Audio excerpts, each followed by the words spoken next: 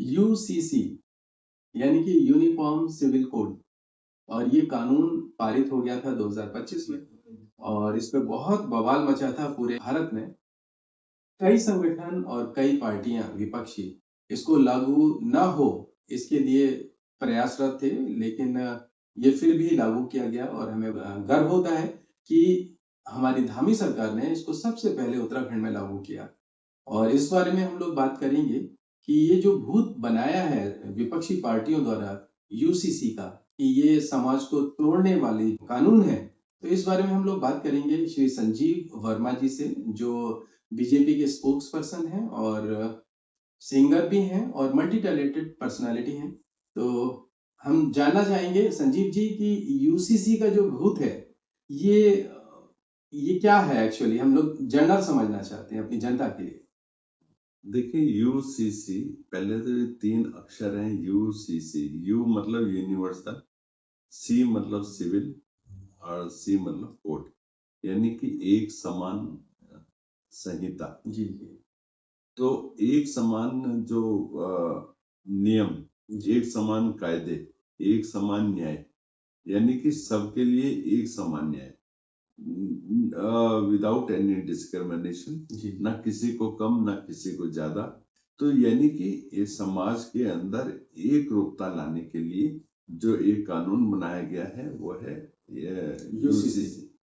और जिस प्रकार से अभी 2022 का हमारा चुनाव हुआ था, और चुनाव में एक मुख्य मुद्दे के रूप में माननीय मुख्यमंत्री श्रीमान पुष्कर सिंह धामी जी जनता के बीच ये मुद्दा लेकर गए, और जनता ने भारतीय जनता पार्टी के अपना आशीर्वाद दिया।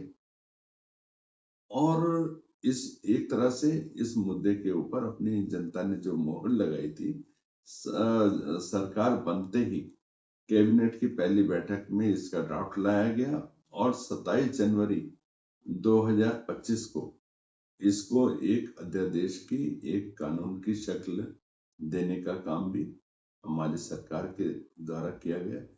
इस कानून जब ये ड्राफ्ट लाया गया और जब ये कानून की शक्ल इसने ली, उस दौरान इसके ऊपर तमाम धर्माचार्य, तमाम बुद्धिजीवी और तमाम सोसाइटी के विभिन्न वर्गों के जो नुमाइंदे थे और विभिन्न राजनीतिक दल, उन सभी को आमंत्रित किया गया कि आपके पास कोई सुझाव है, कोई आप अपना इसमें कुछ राय मशविरा रखना चाहते हैं तो आप अपना दें। किंतु कांग्रेस पार्टी जो एक हिट एंड रन पार्टी है, बोलती है और भाग जाती है, उनको किसी भी मुद्दे को सुलझाने में कभी कोई दिलचस्पी रहती नहीं। कांग्रेस पार्टी ने इसका बॉयकॉट किया, वहां पर अपना सुझाव नहीं दिया, बाद में सड़कों पर आकर वो चिल्लाती है। तो 47 से 2025 तक क्या हमारे सामान्य नागरिक संहिता नहीं था, या हम लोग सामान्य नागरिक की तरह नहीं जी रहे थे? आपने कहा कि विभाजन से आज तक इसकी आवश्यकता नहीं महसूस की, तो डॉक्टर भीमराव अंबेडकर जी के द्वारा जिस समय संविधान की रचना हो रही थी, उन्होंने भी यूसीसी लागू करने की बात कही थी, किंतु जवाहरलाल नेहरू जी, उन्होंने इसका विरोध किया, और विरोध करने का कारण केवल और केवल मुस्लिम तुष्टीकरण की जो उनकी भावना थी, जो समझते थे कि यदि हमने यूसीसी लागू कर दिया तो हमारा जो अल्पसंख्यक मुस्लिम समाज है वो उनसे रूठ जाएगा, उनसे एक तरह से अलग हो जाएगा। केवल वोट बैंक की राजनीति के चलते उन्होंने इसको लागू नहीं करने दिया, और यूसीसी में भी इस तरह की क्लॉज हैं कि 3 तलाक हो, चाहे इद्दत हो, हलाला हो, सब चीज का एक तरह से समापन है जी।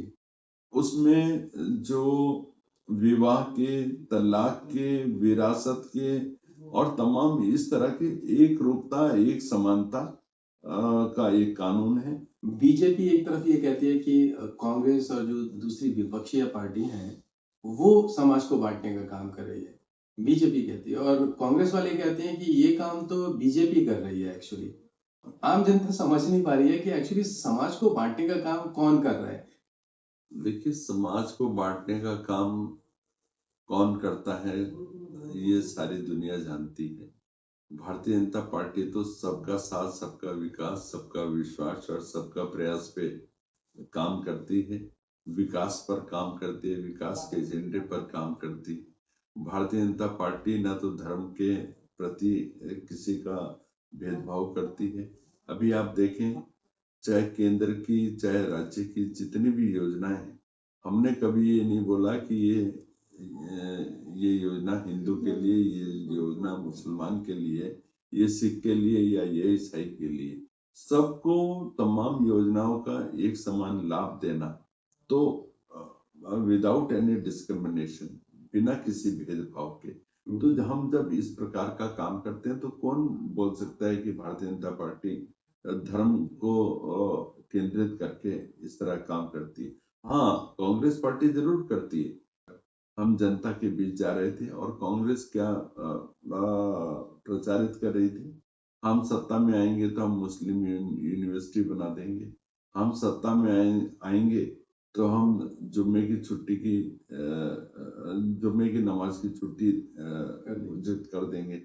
तो आप ये बताइए, यहाँ पे धर्म की राजनीति कौन कर रहा था, भारतीय जनता पार्टी या कांग्रेस पार्टी? माननीय पुष्कर सिंह धामी जी युवा मुख्यमंत्री हैं, युवा सोच हैं और एक जज्बे के साथ काम करने वाले। तो जिस चीज को ठान लेते हैं उसमें फिर चाहे बाधा आए, चाहे अड़चन आए, उन तमाम बाधाओं और तमाम अड़चनों को दूर करते हुए, उन चीजों का समाधान करते हुए वो आगे बढ़ते हैं। कभी पीछे मुड़कर देखना ना उनकी फितरत रही है, ना उनकी कार्य प्रणाली में कहीं पर भी ऐसा शुमार रहा है। आज हमारी मुलाकात थी आदरणीय संजीव वर्मा जी से, spokes person Bharatiya Janata party Uttarakhand, और उन्होंने बताया कि यूजीसी से लेके हम लोगों ने उत्तराखंड की जो नई पॉलिसीज है उन पर बात की।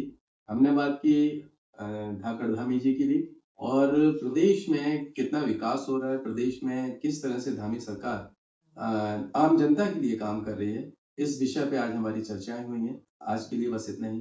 धन्यवाद संजीव जी, धन्यवाद।